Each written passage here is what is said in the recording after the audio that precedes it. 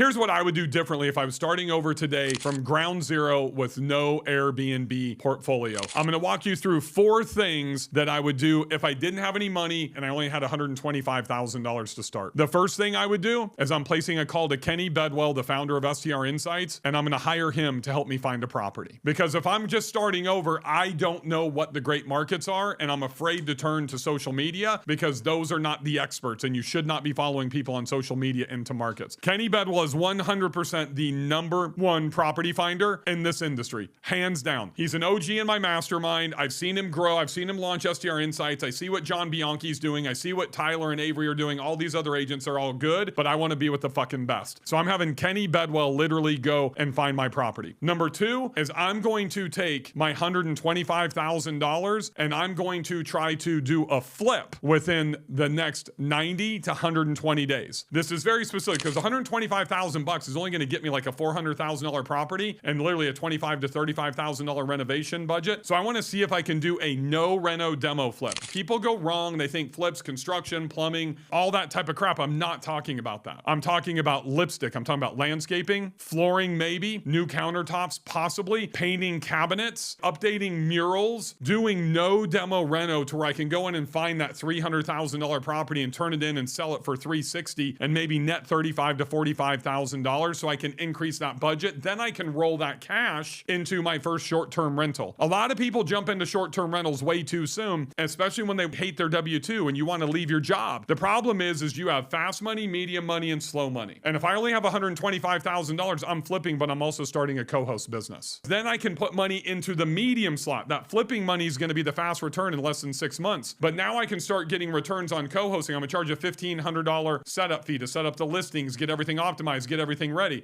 Exactly what I do today. And then I start generating cash flow in month number 1. If I can acquire 2 properties that are doing $150,000 a year in revenue and charge 20%, I've just added $5,000 a month in cash flow. Look, are you a short-term rental owner just like me? You could be a co-host, maybe even a property manager, and you struggle with the back end, the bookkeeping, the credit card reconciliation.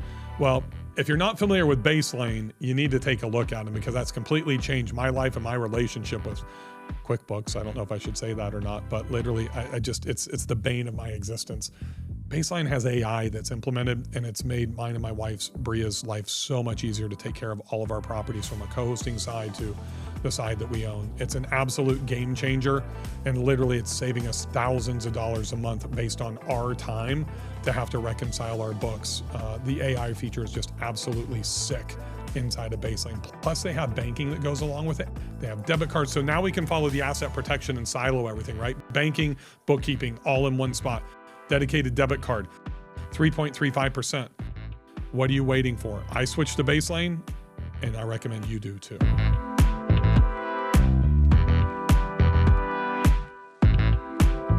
So if I do that for 5 months, I've added another $30,000 in cash flow and another $3,000 because of my startup fee. So that's $33,000. Started with $125,000, make $30,000 in less than 120 days on a flip. Another 5 months down the road, I add another $133,000. I'm at $167,000 to $175,000 in revenue. Too many of us jump into short-term rentals and we literally don't understand the pace of our cash flow that's coming in. Short-term rentals is just like long-term rentals, except for we should be making 3 to 7 times more cash flow than that long-term rental, and we get better tax benefits. That's the only difference. It's still a long game from an investing standpoint. The other thing I would be looking at is different types of markets. Just like I did in my last video, which you can go back and look at, I talked about the top 5 markets in 2025 you should absolutely stay away from. Number 1, I want to avoid those, but I'm looking for smaller markets with lower barrier to entry. I'm looking for that 2-bedroom or the 1-bedroom with a loft A-frame in Luray, Virginia that also has the traffic from the ski resort there, the summer hiking and flowers and all that type of crap, but it's only 60 to 90 minutes from Northern Virginia and Washington, D.C., so I can draw and market into a major market to be able to draw traffic to. I'm really thinking about my marketing strategies before I make that first purchase. And if you don't have that ability to really think about how you're going to market a property because you're brand new, then I would get into a program like my Inner Circle where you can learn something like that from somebody in a team that's an expert at that to show you, because that plays a huge part in your underwriting process. I don't know about you guys, but when I bought my very first short-term rental, I didn't have a pro forma. I didn't underwrite the property. I just took the real estate agents who worked with a property management company word for it, like a lot of us did back in the day. Now you guys have access to everything. I'm going to drop my pro forma link right down in the description down below so you can get it for free. You've got to learn how to underwrite properties. Kenny Bedwell's got a pro forma. I've got a pro forma. John the Bank Whisperer Hodge has a pro forma. Everybody and their mother has built a pro forma since COVID. Pick the one that you think is the easiest to use and look how to use it. But here's number 4. You need to understand that most of the mistakes we make in our performance, because it's good data in, good data out, bad data in, bad data out. There's this just in case you F up clause that you need to implement into your underwriting and your performance. And you need to add 10% to your expenses, because most of you are going to miss expenses when you're underwriting the properties, or you're going to underestimate to make the deal look better, to talk yourself into purchasing it. Then on the revenue side, you should be doing a good, better, and best pro forma with different revenue projections.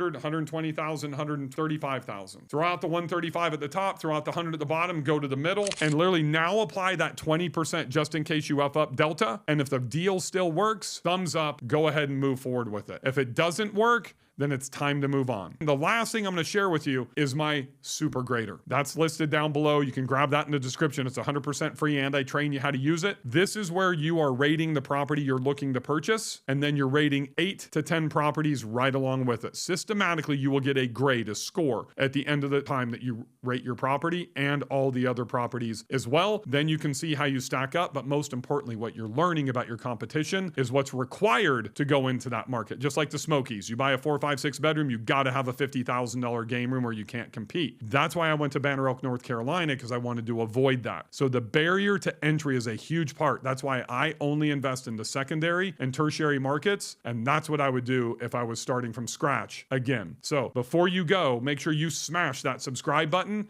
because you're not going to want to miss the next video I've got coming up. And that's how to update your Airbnb listings for winter and how to stay booked starting now.